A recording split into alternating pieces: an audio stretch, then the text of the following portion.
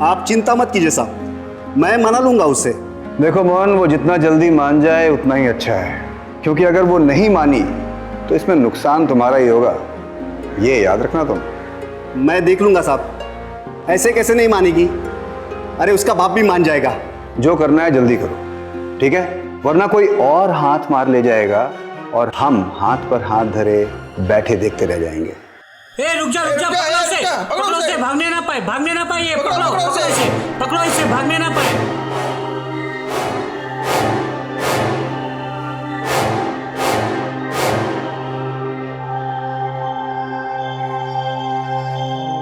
अरे कहीं कहा, एक काम कर, इधर इधर देखते चल।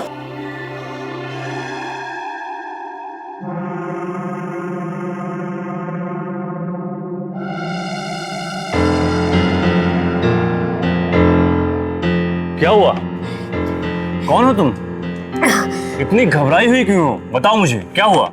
साहब, मैं रिपोर्ट लिखवा सकती हूँ? रिपोर्ट लिखवानी है? हाँ। किसके खिलाफ? आधी रात को इस तरह दुल्हन के लिबास में एक लड़की का बदहवासी से भागना ना तो कोई आम नजारा था और ना ही कोई साधारण सी बात। ये देखकर आपके मन में भी ये सवाल उठ रहा होगा कि आखिर ये माजरा क्या है, क्योंकि ये आए दिन तो होता नहीं है कि एक नई नवेली दुल्हन अपने शादी के जोड़े में मंडप से भागकर थाने में रिपोर्ट लिखवाने आए और दो गुंडे उसका पीछा करें। कौन थी ये लड़की और किस बात की रिपोर्ट दर्ज करानी थी उसे, और वो लोग कौन थे जिससे वो भाग रही थी, और वो तीसरा आदमी कौन था, किससे और क्या वो जल्द से जल्द मनवाना चाहता था और क्यों? इन सारे सवालों का जवाब देगी वो घटना जो हम आज आपको दिखाने जा रहे हैं।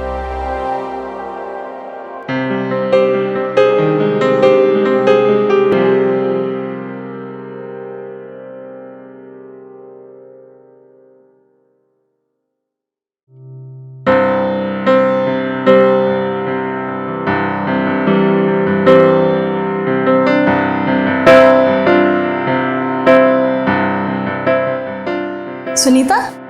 जी मैम साहब। ये ले तेरी पगार। देख, आजकल तू ना बहुत छुट्टियां करने लगी है।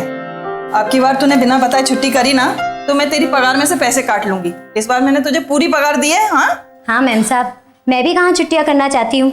आप तो घर की हालत जानती हो ना, बाबा की तबीयत बिगड़ गई थी। जब तेरा बाप पीकर पड़ा रहेगा तो हालत तो बिगड़ेगी ही ना घर की।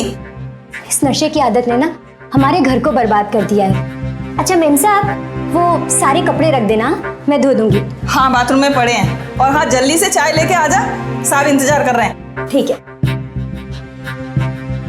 बड़ा अच्छा घर है आपका, बहुत अच्छा। ओहो सुनीता, ये हमारे मेहमान हैं, विदेश से आए हैं, कुछ दिन यहीं रुकेंगे। जरा अच्छे से देखभाल करना है इनकी। हाँ, ये भी कोई बोलने की बात है? मैं अच्छे से देखभाल करूंगी। ठीक है, अब तुम जाओ और वहां पे झाड़ू लगा दो। आप सोच भी नहीं सकते कि यहाँ पर काम करने वाली मिलना कितना मुश्किल है। कितने भी पैसे दे दो, पर काम के नाम पर नाक मुंह सुकोड़ते हैं।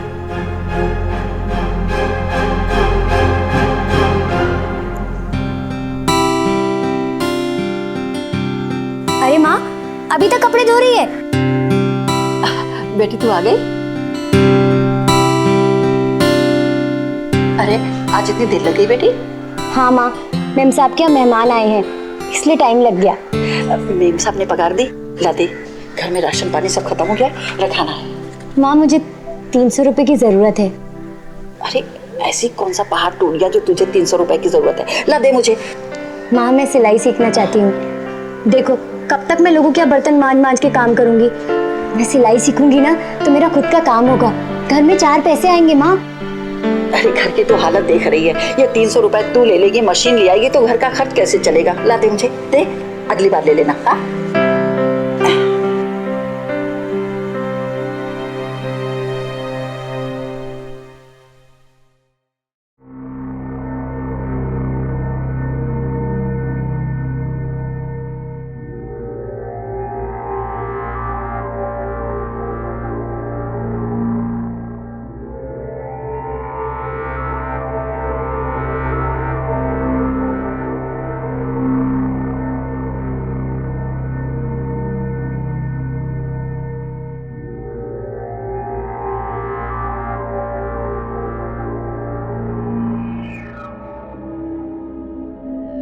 अरे सुनीता, जी तुम यहाँ क्या कर रही हो? वो इस कमरे की सफाई करनी है। नहीं नहीं, इस कमरे को अभी रहने दो। इस कमरे में हर्ष अभी कुछ काम कर रहा है अंदर, तो अभी तुम उसे डिस्टर्ब मत करो। एक काम करो, तब तक या तो उस कमरे की सफाई कर लो, या फिर एक काम करो, किचन में बहुत सारा काम है ना, तो तुम जाके किचन की साफ सफाई कर लो। हर्ष का जब काम पूरा हो जाएगा तो मैं तुम्हें खुद बुला लूंगा, ठीक है? तब तुम इस कमरे को साफ कर लेना।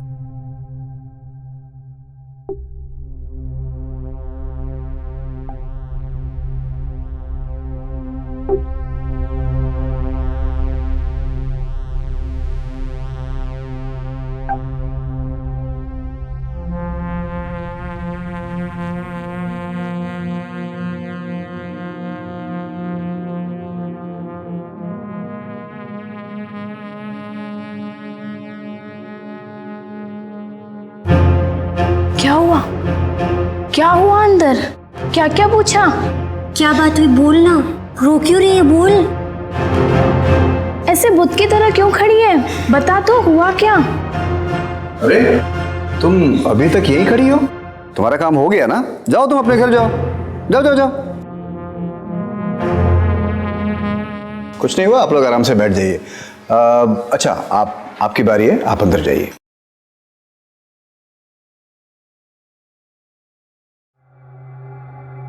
आप लोग बैठ जाइए। आम से दिखने वाले और आम से जिंदगी जीने वाले सूरज और हर्ष, जिन्हें देखकर ऐसा नहीं लगता था कि इनका कोई क्रिमिनल रिकॉर्ड होगा या ये किसी गलत धंधे से जुड़े होंगे, पर ये दोनों कुछ तो ऐसा कर रहे थे जो ठीक नहीं था। पर क्या और क्यों? और ऐसा क्या हुआ था उस बंद दरवाजे के पीछे जिसकी वजह से एक लड़की इतना फूट फूट कर रो रही थी? सुनीता को भी यह बात बहुत अजीब सी लगी।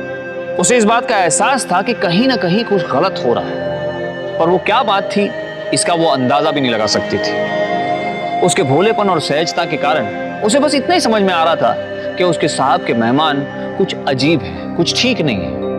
पर वो क्या है, कौन है और क्या चाहते हैं, इसका अंदाजा वो सपने में भी नहीं लगा सकती थी।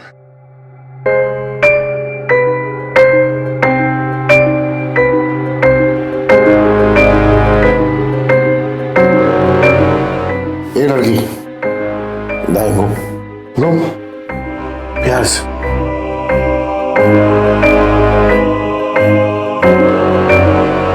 बाएं,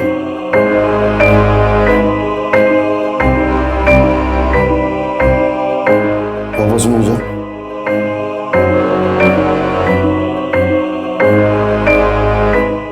कुछ नहीं है।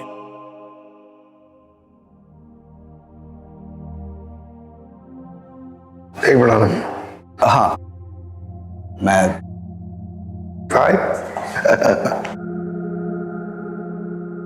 बस बात ये मैं कहना चाह रहा हूँ कि मुझे इनमें से एक भी लड़की पसंद नहीं है। कोई पसंद नहीं है तुझे? कोई नहीं पसंद है यार तू फिर क्या करें, भेज दो? ओके। गर्ल्स प्लीज आप लोग वापस अपने घर जाइए। अगर कुछ बात बनती है तो मैं आप लोगों को फोन करके बुलाता हूँ। Okay, bye, thank you. अब ये बता कि करना क्या है? वो तेरी सर्वेंट है ना सुनीता, बुलाना उसे। अच्छा ये बात है। अरे सुनीता, एक गिलास पानी लेके आना। अच्छी। थैंक्स।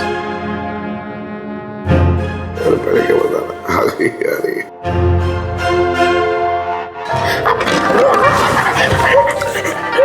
कोई बात नहीं, पानी। कोई बात नहीं। हाँ कोई बात नहीं, पी लूंगा। गलतियां सबसे हो जाती है। मुझे बहुत जोरों से भूख लगी है, जल्दी से खाना भिजवा देना, और वो भी मेरे कमरे में। सुनीता, तुम जल्दी से बढ़िया सा खाना बना के और कमरे में पहुंचा दो, जल्दी।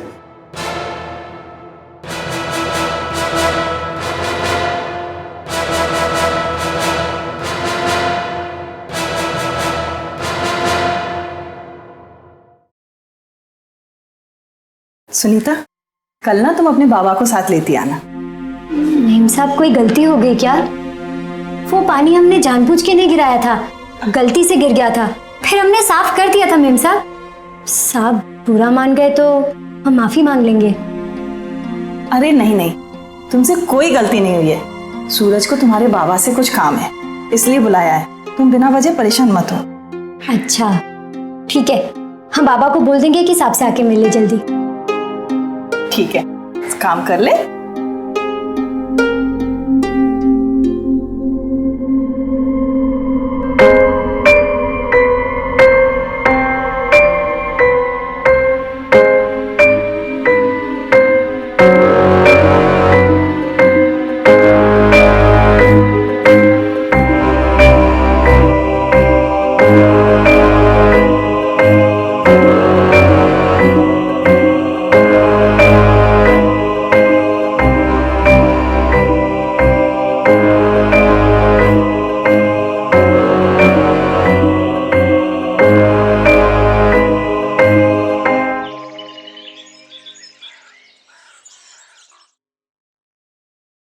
साहब हमारे बाबा। नमस्ते। आओ आओ भाई, नमस्ते। अच्छा हुआ सुनीता तुम अपने बाबा को ले आई।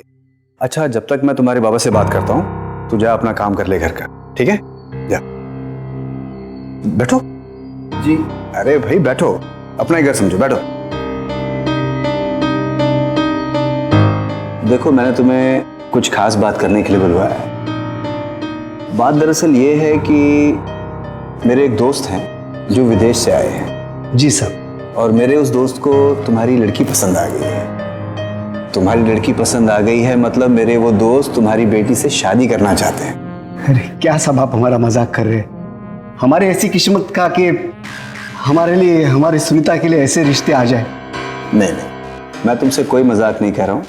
वो वाकई तुम्हारी बेटी से शादी करना चाहते हैं। आप सच कह रहे हैं साहब? बिल्कुल। लेकिन देखो, इसके पहले कि मैं इस शादी के बारे में बात करूं, मैं तुमसे इस विषय में खुल के बात करना चाहता हूं। जी। मेरा वो जो दोस्त है उसकी एक छोटी सी शर्त है। शर्त? घबराने की कोई जरूरत नहीं है। उसकी शर्त है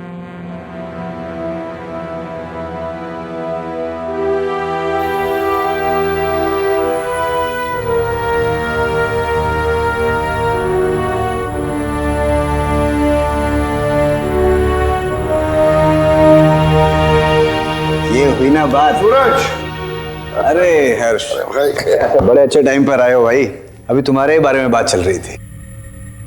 मैं जिनके बारे में तुम्हें बता रहा था वही है ये हर्ष जी। नमस्ते साहब। और हर्ष, ये सुनीता के पिताजी।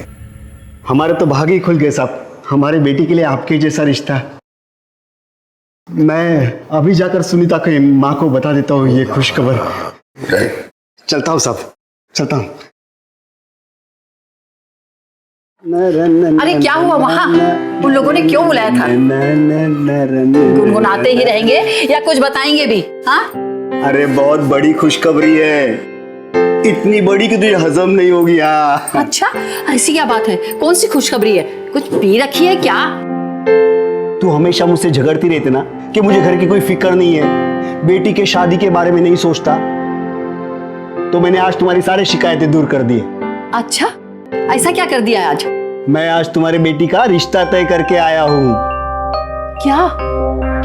किससे? अरे इतने बड़े घर का रिश्ता है कि तुम्हारी बेटी रानी बन के राज करेगी, राज। अरे भी पहेलियां बुझाते रहोगे या बताओगे किससे रिश्ता पक्का किया है? अरे वो सुनीता के साहब है ना, उनके दोस्त के साथ रिश्ता तय करके आया हूँ।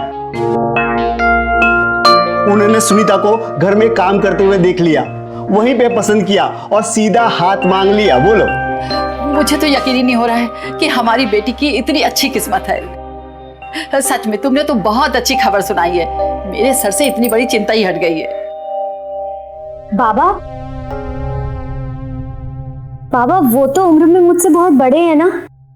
हाँ, बहुत बड़े आदमी हो बेटा। तुम्हारा नसीब बहुत अच्छा है, तकदीर खुल गई तुम्हारी जो तुम्हें ऐसा रिश्ता मिला। नहीं तो हमारी हैसियत का जो तुम्हारे लिए ऐसा रिश्ता लाते। हाँ,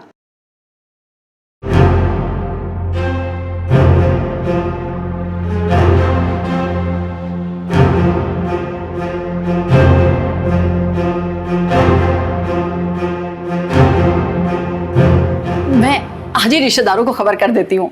आखिर विराधी में तो बताना ही पड़ेगा ना। एक मिनट, वो क्या है ना, उन्होंने एक शर्त रखी है। शर्त क्या? हम बहुत छोटे लोग हैं और वो बहुत बड़े आदमी, तो वो नहीं चाहते कि इस शादी में हमारे कोई रिश्तेदार, अड़ोसी पड़ोसी या कोई हमारे दोस्त आए।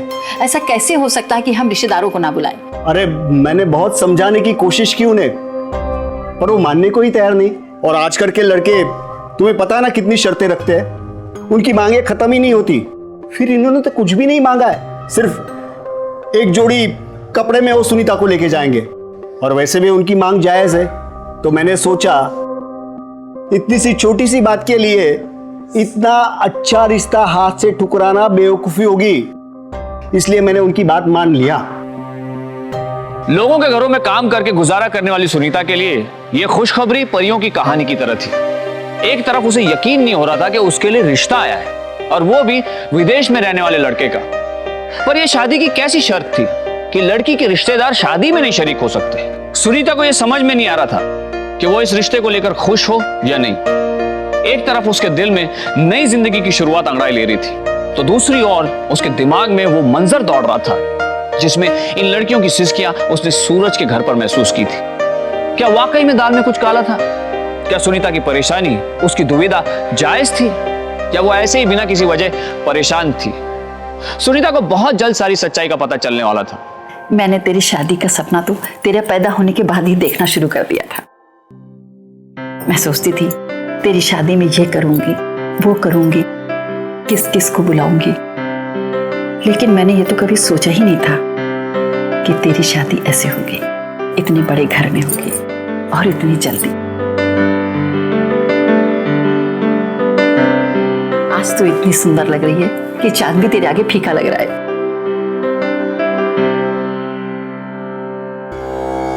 ओम शांति ही शांति ही शांति सुशांति भवती। यह विवाह संपन्न हुआ। आज से आप दोनों पति पत्नी हुए। अब आप लोग अपने सभी बड़ों का पैर छू करके आशीर्वाद ले लें।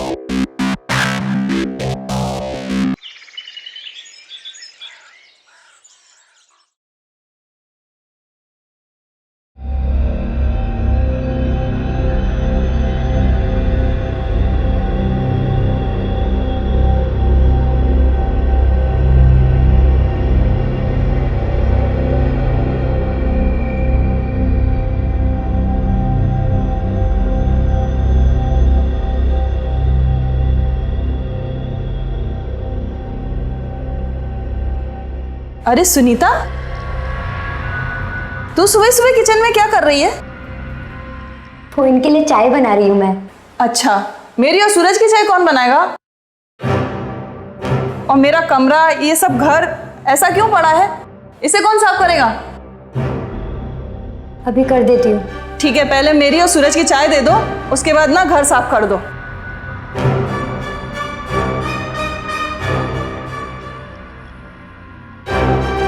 सुनीता ने सोचा था कि इतने बड़े घर में शादी होने के बाद उसे वो सब कुछ मिलेगा जिसकी उसने कल्पना भी नहीं की थी। और अगली सुबह कविता के रवैये ने उसे सपनों की दुनिया से खींचकर जमीन पर लापट कर। वो अभी भी घर में एक बाई की तरह काम करती थी। मेहनती होने के कारण उसने काम करने से कभी इनकार नहीं किया, लेकिन मन में उम्मीद की एक किरण थी कि हर्ष उसे अपने साथ विदेश जरूर ले जाएगा और वहां जाकर वो दोनों अपनी नई जिंदगी शुरू करेंगे। हर्ष ने तो उससे प्यार के दो मीठे बोल भी नहीं बोले, वो भी उसे काम वाली ही समझता था। सुनीता की जिंदगी में शादी के बाद बस इतना बदलाव आया था कि वो अब घर नहीं जाती थी। दिन भर घर का काम करने के बाद हर्ष उसे एक इस्तेमाल की चीज समझता था। वो जब चाहे उसके साथ मनमर्जी करता था। उन दोनों के रिश्ते में ऐसा कुछ भी नहीं था जिससे कहा जा सके कि वो दोनों पति पत्नी हैं। सुनीता के पास इन सब से निकलने का कोई जरिया नहीं था, बस एक उम्मीद थी कि एक दिन सब ठीक हो जाएगा। हंसती खेलती खुश मिजाज सुनीता एक महीने में ही एक डरी सहमी कमजोर लड़की बन गई। वो पूरी तरह से टूट चुकी थी। उसकी मां उससे मिलने भी आई एक दिन, देखने की किस तरह सुनीता अपने ससुराल में राज कर रही है। बहुत दिनों बाद मिल रही हो ना तुम, इसलिए तुम्हें ऐसा लग रहा है। मुझे तो पूरा पूरा यकीन था कि तुझे यहाँ किसी बात की कमी नहीं रहेगी, पर माँ का दिल है नहीं मानता। देखने चली आई। हाँ, यहाँ सब अच्छा है। अरे हर्ष तो इसे पलकों पे बिठा कर रखता है, एक मिनट के लिए भी अपनी आंखों से ओझल नहीं होने देता इसे। पता नहीं हमने पिछले जन्म में कितने अच्छे कर्म किए होंगे जो मुझे इतनी अच्छी खुशियां, इतनी ढेर सारी खुशियां मिली। अच्छा, अब मैं चलती हूँ। नमस्ते।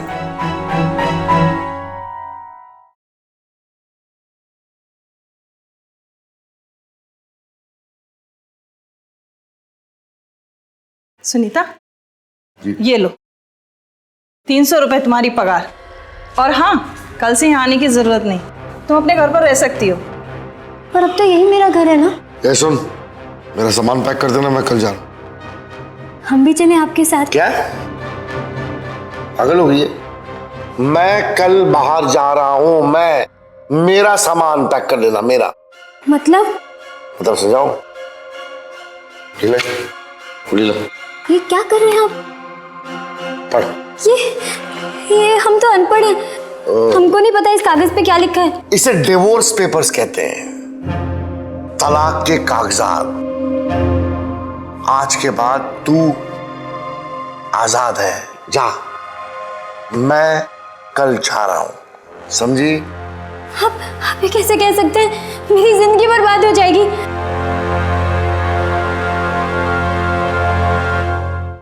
आप इन्हें बोलिए ना, ऐसा ना कहें। मैं कहाँ जाऊंगी? आप तुमने सुना नहीं? जाओ यहाँ से, और यहाँ आने की जरूरत नहीं अब।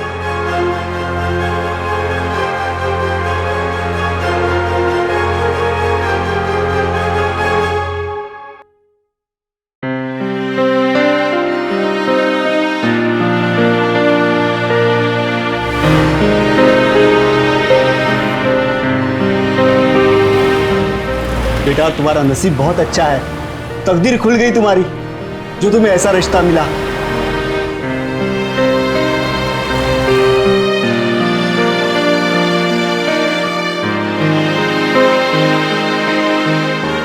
इसे डिवोर्स पेपर्स कहते हैं, तलाक के कागजात। आज के बाद तू आजाद है।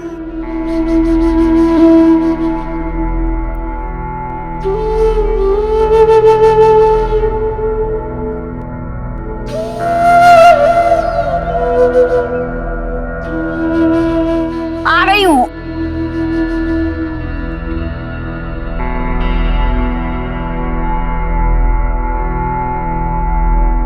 तू अचानक यहाँ कैसे? ये क्या है? तेरी तबीयत तो ठीक है?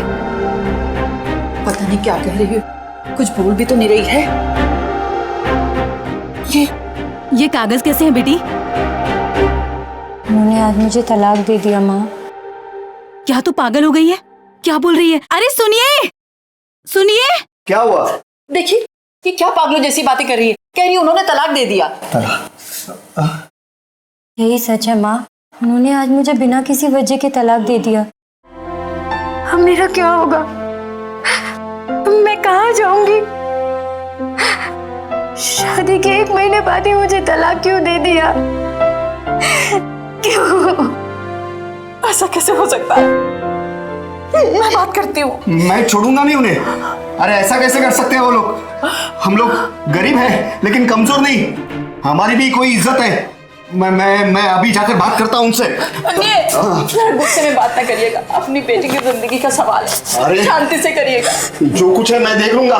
मैं पूछता हूँ उनको कैसे तलाक दे सकते, ऐसे हो हमें। बेटी तू चिंता मत कर, तेरे बाबूजी कहे ना सब ठीक हो जाएगा, और बात करेंगे उनसे। 1 महीना, जी हाँ 1 महीना, यही मियाद थी सुनीता की शादी की, और यही मियाद थी हर्ष के साजिश की, जो उसने बड़ी चालाकी से रची थी। पर उसने ऐसा क्यों किया? इस सवाल का जवाब सुनीता नहीं बल्कि उसके माँ बाप भी जानना चाहते थे। उनकी बेटी के साथ ऐसा सुलूक क्यों किया गया? इन्हीं सुलगते सवालों के साथ सुनीता के पिता उसके घर आ पहुंचे, और वहां से लौटने के बाद सुनीता के पिता ने जो कहा वो सुनकर मानो सुनीता की जिंदगी में तूफान आ गया, और इस तूफान में उसके सारे सपने, सारे अरमान, सारी ख्वाहिशें चकनाचूर हो गई। नालायक, बेशरम, मैं उसे बहुत खरी कुटी सुनाकर आया हूं। बेटी तू चिंता मत कर, अरे बहुत पड़े उसके जैसे, मैं तुम्हारी दूसरी शादी करवा दूंगा। और ये कैसी बातें कर रहे हो? मेरी बेटी की हालत तो देखो पहले, इतना बड़ा सदमा लगा है उसे, और आप उसकी दूसरी शादी करा रहे हो। तू चुप कर, बीच में मत बोल। बेटी हो मेरी, उसका क्या करना है क्या नहीं करना है मैं अच्छी तरह से जानता हूं। अरे साहब भी शर्मिंदा है ऐसे रिश्ते पर, उन्हें पता ही नहीं था उनका दोस्त इतना कमीना होगा। हाथ जोड़कर माफी मांगी उन्होंने। लेकिन इससे क्या होगा? मेरे बेटे की जिंदगी तो बर्बाद हो गई ना। अरे साहब ने मुझसे कहा है कि वो उसके लिए अच्छा रिश्ता ढूंढ के देंगे। बाबा ये क्या कह रहे हो? मैं दूसरी शादी नहीं करूंगी, मैं दूसरी शादी के बारे में सोच भी नहीं सकती। बेटी,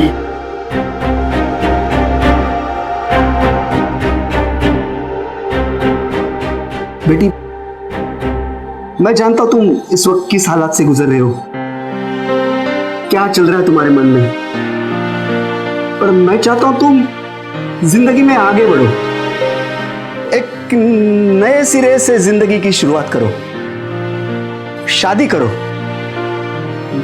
मुझसे मुझ पे भरोसा रखो बेटी, मैं जो कुछ भी कर रहा हूं तुम्हारे भलाई के लिए ही कर रहा हूं।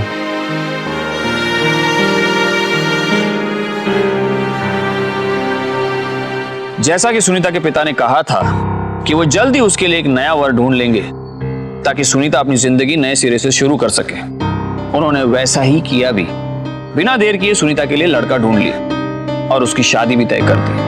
वो भी तब जब सुनीता अपनी जिंदगी में हुए इतने बड़े हादसे के सदमे से उभर भी नहीं पाई थी।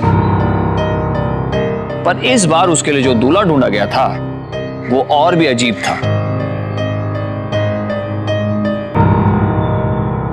एक 50 साल का बूढ़ा आदमी जिसके साथ सुनीता के पिता ने सुनीता का रिश्ता तय किया था और सुनीता को खबर भी नहीं थी।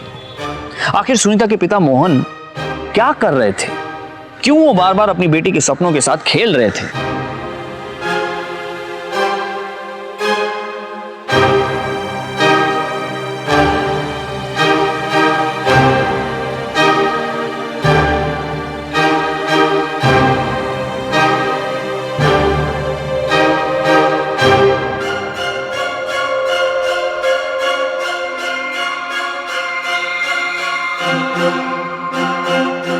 नहीं, मुझे हाथ मत लगाना।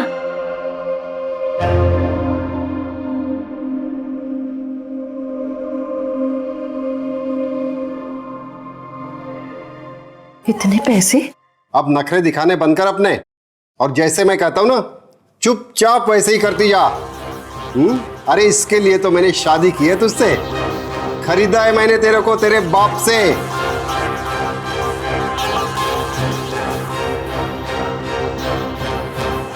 सच सच बताओ तुमने क्या किया है? इतने पैसे कहां से आए? तुम्हें किसने दिया है और क्यों दिया है? कहीं तुमने गलत तरीके से तो नहीं कमाया है? तू अपने काम से काम रख, समझी? ये पैसे कहाँ से आए, कैसे आए, किसने दिए, काय को दिए, इससे तुझे मतलब नहीं है। इस झमेले में तू मत पड़। ये पैसे मेरे हैं, सिर्फ मेरे, समझी? अब 1 महीना जैसे मैं चाहूंगा वैसे तेरे साथ करूंगा, नखरे मत दिखा, चल। नहीं, मेरे बाप ने मुझे नहीं भेजा है, मेरी शादी कराई है तुमसे। मुझे तो विश्वास नहीं हो रहा कि तुम इतनी बुरी हरकत अपनी बेटी के साथ कर सकते हो। तुमने चंद रुपयों के खातिर अपनी बेटी को बेच दिया। अरे कहाँ भाग के जाएगी? अब तो 1 महीना हम दोनों। हाँ, लिए मैंने पैसे उसकी शादी के लिए। अरे तो क्या हुआ? अरे कई लड़कियों की शादियां होती है और टूटती भी है। क्या हुआ अगर ये पहले से तय है कि उसका शादी का टूटना? शादी के लिए पैसे लगते हैं, दहेज। कहां से लाते तू दहेज? और ऐसा कौन सा महापुरुष आके उससे शादी करता? अरे कोई गली का लफंगा आके ही शादी करता ना, इस्तेमाल करता और छोड़ देता, नहीं तो उसके पैसे से ऐश करता।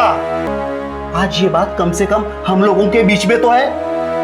ऐसी 2-4 शादियां उसकी करवाएंगे, चंद पैसे इकट्ठे करेंगे, फिर कोई अच्छा सा लड़का देकर उसकी शादी कर देंगे। क्या कह रहा हूं मैं? चुप क्यों है तू? सांप सूख गया तेरे को? समझ में नहीं आता? अरे मैं जो कुछ भी कर रहा हूँ उसकी भलाई के लिए कर रहा हूँ। ये तुम भलाई के लिए कर रहे हो, उसकी दलाली कर रहे हो? पागल हो गए हो तुम? अरे पागल तुम हो गई हो जो घर आई लक्ष्मी को ठुकरा रही हो। समझती क्यों नहीं?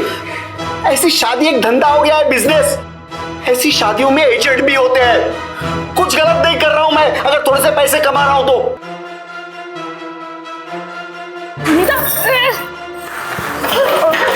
ए लड़की रुक, अरे उठ, अरे उठ जाओ, पकड़ो उसको दौड़ के। अरे पैसे दिए मैंने तुमको उसके, पकड़ो लड़की को, पकड़ो उसको। उठ।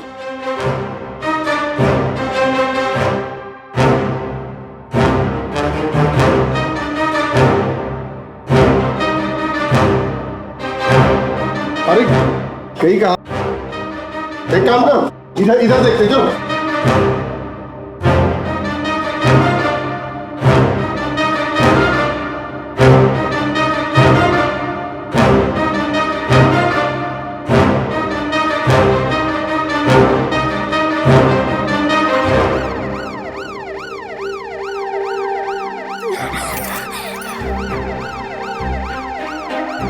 क्या हुआ? कौन हो तुम? इतनी घबराई हुई क्यों हो? बताओ मुझे, क्या हुआ? साहब, मैं रिपोर्ट लिखवा सकती हूँ? उस दिन जब हर्षी को पहली बार साहब के यहाँ देखा और उन लड़कियों को वहां बैठे हुए देखा, तब कुछ समझ में नहीं आया कि क्या हो रहा है। फिर एक लड़की कमरे से बाहर भागती हुई गई, वो रो रही थी। मुझे लगा कि कुछ गड़बड़ है, मेरा बाबा मेरे साथ ऐसा करेगा, मैं कभी सोचा भी नहीं था।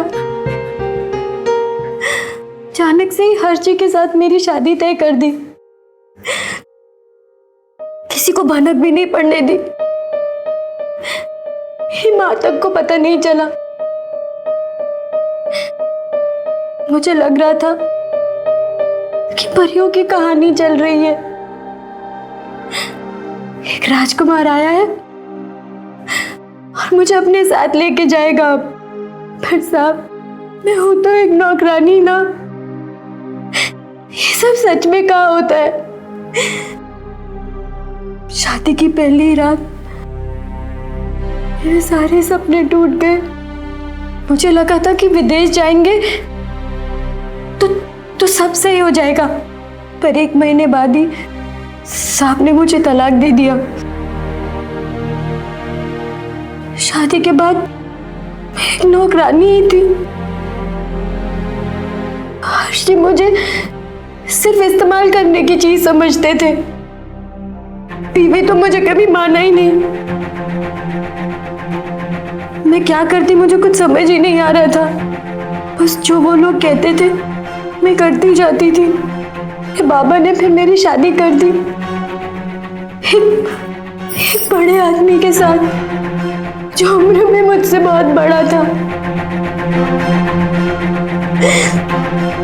जब उसने मेरे साथ जबरदस्ती करने की कोशिश की तो मैंने उसको मना किया साहब।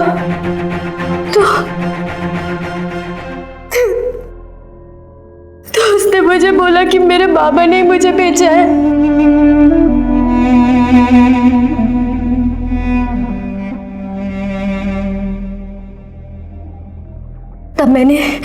तब मैंने सोचा मैं अपने साथ बुरा नहीं होने दूंगी।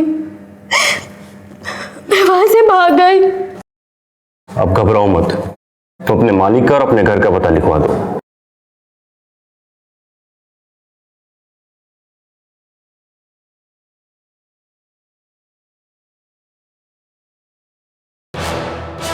मिसेस कविता। जी हाँ बोलिए। आपको हमारे साथ थाने चलना होगा, चलिए। चलिए चलिए। इन्हें कहाँ ले जा रहे हैं? थाने ले जा रहे हैं। आपकी बेटी ने रिपोर्ट लिखवाई इनके खिलाफ। लेके चल इसे, चल। सुनीता,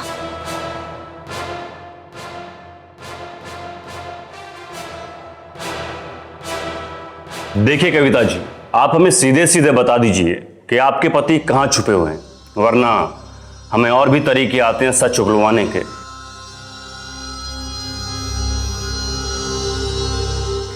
जी बताती हूँ। सच सच बता। सर मैं सब कुछ सच बताता हूँ। सर मेरा दोस्त हर्ष वो एक एनआरआई है सर। चीयर्स। यार सूरज, तेरे साथ टी पीने का मजा ही कोई और है। मजा आ गया यार। मैंने सुना है कि यहाँ पे लोग बाहर से आते हैं और यहाँ की जवान लड़कियों के साथ एक एक दो महीने के लिए शादी करते हैं, मीट से कॉन्ट्रैक्ट मैरिजेस। उसके बदले में उनके माँ बाप लड़कियों को कुछ पैसे देते हैं ताकि इन्हें वेश्याओं के पास जाने की जरूरत नहीं पड़े। और जैसे ही कॉन्ट्रैक्ट खत्म हो जाता है उन्हें डिवोर्स करके वापस चले जाते हैं अपने शहर। क्या ये सही है? जो तू कह रहा है इस बात में सच्चाई तो है हर्ष। हाँ, ऐसे कॉन्ट्रैक्ट मैरिजेस होते हैं और अगर तू चाहे तो मैं भी तेरे लिए एक कॉन्ट्रैक्ट मैरिज वाली लड़की ढूंढ सकता हूँ। Seriously? Yeah man, you are not joking? Of course yes, ये तेरा फर्ज बनता है यार। और अगर तू ये काम करेगा तो इसमें तेरा फायदा ही है, तू मेरा एजेंट बन जाएगा। खैर फायदे नुकसान की बात तो नहीं है, मगर मैं तेरे लिए जरूर एक लड़की कॉन्ट्रैक्ट मैरिज वाली ढूंढूंगा। शांत हो जा बेटी। जिसने तेरे साथ गलत किया है सबको सजा मिलेगी, चाहे तेरा बाप ही क्यों ना हो। और आपको ये सब पता था ना, फिर भी आपने अपने आंखों में पट्टी बांधकर ये सब देखती रही। एक चंद पैसों के पीछे मेरी बेटी की जिंदगी बर्बाद होते हुए देखती रही। सुनीता की जगह आपकी बेटी होती तो क्या पैसे ही देखती रहती? उसके साथ गलत होते देखती रहती? बोलो, चुप क्यों हो? और इंस्पेक्टर जी, ये आदमी, इस आदमी से गिरा हुआ इंसान कोई नहीं है। भगवान किसी को ऐसा पाप ना दे। ऐसा पाप होने से अच्छा है कि ना हो। दरिंदा है ये, दरिंदा। इसने मेरी बेटी का सौदा किया है।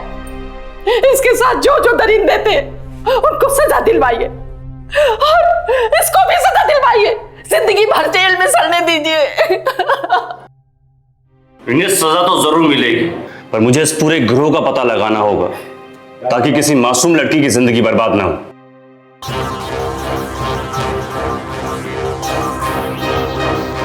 सुनीता, तुम इंसाफ जरूर मिलेगा, तुम चिंता मत करो। देह व्यापार यानी सेक्स रैकेट्स ने हमारे देश में इतनी गहराई तक अपनी पैंट जमा ली है कि हमारे पूरे समाज की नींव हिल गई। कानून से बच के इस धंधे को चलाने के लिए नए नए तरीके इजाद किए गए हैं। क्योंकि देह व्यापार हमारे देश में गैर कानूनी है, इसलिए कॉन्ट्रैक्ट मैरिज यानी 1 या 2 साल या फिर उससे कुछ ज्यादा समय के लिए की गई शादियां भी इन्हीं तरीकों में से एक है। इस धंधे से जुड़े दलाल इंसानियत की सभी हदें पार कर देते हैं। जैसे सुनीता के केस में हुआ, उसे सिर्फ एक चीज की तरह इस्तेमाल नहीं किया गया, बल्कि उससे घर के काम करवाने के साथ शारीरिक और मानसिक यातना भी दी गई। पर सुनीता ने हिम्मत नहीं हारी। जैसे ही उसे इस बात का एहसास हुआ कि उसके साथ कुछ गलत हो रहा है, उसने आवाज उठाई, पुलिस रिपोर्ट लिखवाई।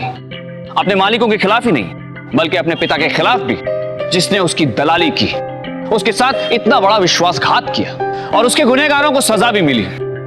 पर क्या इन चंद लोगों को सजा दिलवा देने से सेक्स टूरिज्म और सेक्स बिजनेस खत्म हो जाएगा?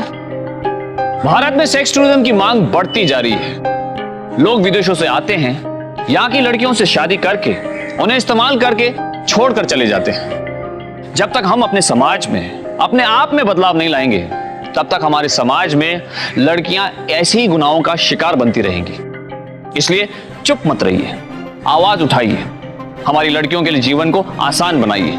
हमारे देश में देह व्यापार गैर कानूनी है और इसे रोकने के लिए इमोरल ट्रैफिक प्रिवेंशन एक्ट यानी अनैतिक देह व्यापार कानून लागू किया गया है।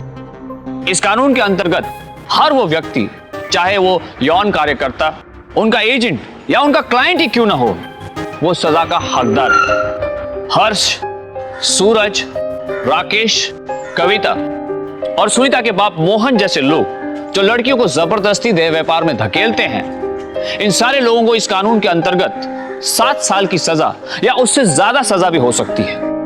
कल फिर हाजिर होंगे एक और नई बेमिसाल कहानी के साथ। तब तक सावधान इंडिया, 100 फाइट बैक्स।